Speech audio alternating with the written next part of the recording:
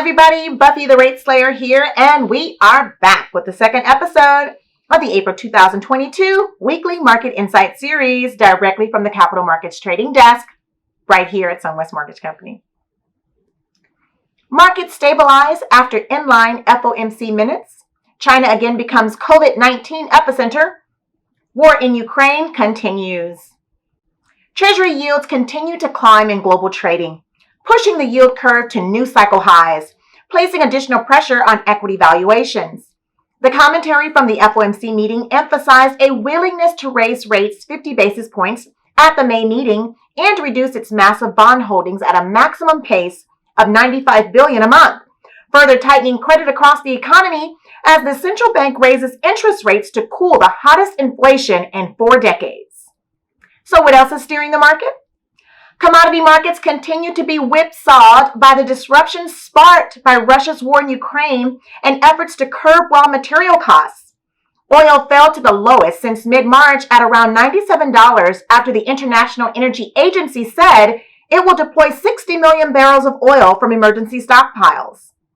President Joe Biden accused Russia of committing war crimes in Ukraine. America will now impose sanctions on Russia's 2 largest financial institutions, Alpha and Sberbank, as a protest against Russian forces. As mortgage rates continue to shoot higher, mortgage applications fell more than 6% for the week ending April 1st.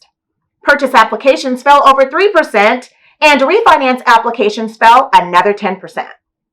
Initial jobless claims for the week ending April 2nd fell 5,000 to 166,000, the lowest level since 1968.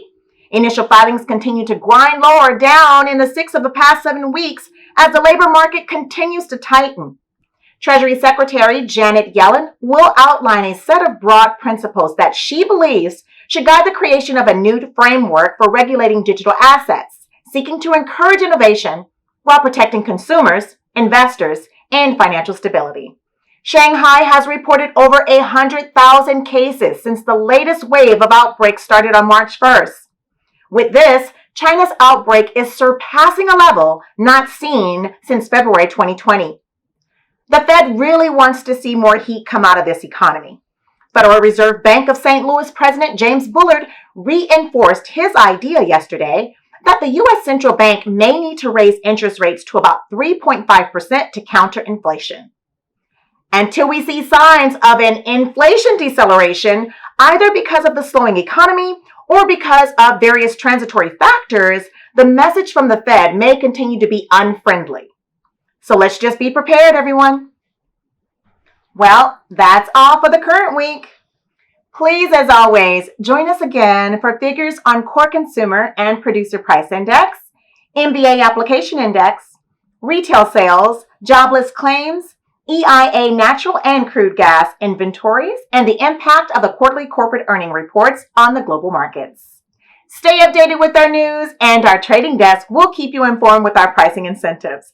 Have a happy Friday, everyone, and an even better weekend. Buffy, out.